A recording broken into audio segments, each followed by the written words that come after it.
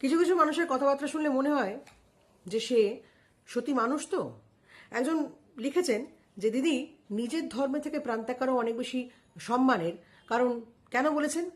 কারণ এক ভদ্রলোক তিনি অন্য ধর্মের কিছু শব্দ কিছু কথা বলে তিনি উপস্থিত বুদ্ধি করে বেরিয়ে আসতে পেরেছিলেন এবং তিনি নিজে এক্সপিরিয়েন্স শেয়ার করেছেন। তো সেটা নাকি তিনি খুব অন্যায় করে ফেলেছেন। আজব ব্যাপার মশাই।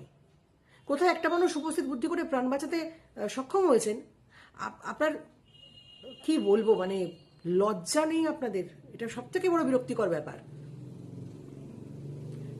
ওই রকম পরিস্থিতিতে আপনাকে দাঁড় করিয়ে দিলে আপনি কি করতেন? হাঁকপাক হাঁকপাক করতেন, বাড়ি বসে বসে লেকচারবাজি বেরিয়ে যেত, বাড়ি বসে লেকচার বেরিয়ে যেত।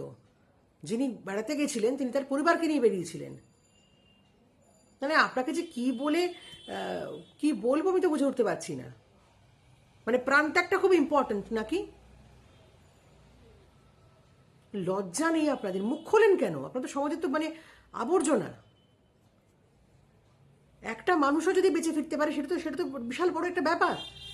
আর এখন আবার অনেকে শুরু করেছেন অমুক জায়গায় গেছিলাম, অমুক সময় গেছিলাম, ভাগ্যিস গেছিলাম, তা না হলে বডি হয়ে ফিরতাম। আরে মশাই, যারা যারা ওখানে গেছে তারা কি বডি হতে গেছিল?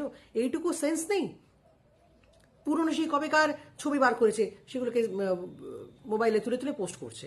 ভাগ্যিস গেছিলাম, তা নাহলে আজকে আমরাও ছবি হয়ে যেতাম। আরে কি মুশকিল মশাই! একটা সাংঘাতিক একটা ঘটনা।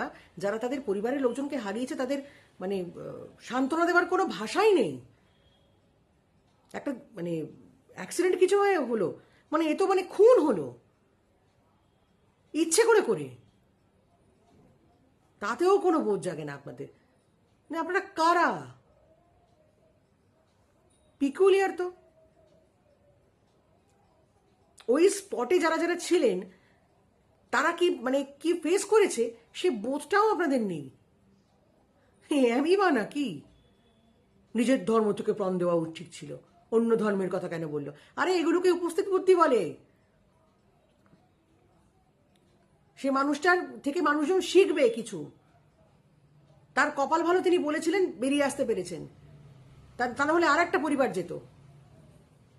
বাড়ি বসে বসে নিরেট মাথা নিয়ে যত কথা কম বলবেন তত মঙ্গল, পৃথিবীর জন্য মঙ্গল, সমাজের জন্য মঙ্গল। ধর্ম পালন করুন, কিন্তু মূর্খের মতো নয়। মূর্খের মতো কোনো ধর্ম পালন করা যায় না নিরেট হেড নিয়ে। বুঝতে পেরেছেন? জিজ্ঞাসা করেছিলেন, উত্তর এটাই। থাকুন যেমন থাকবেন।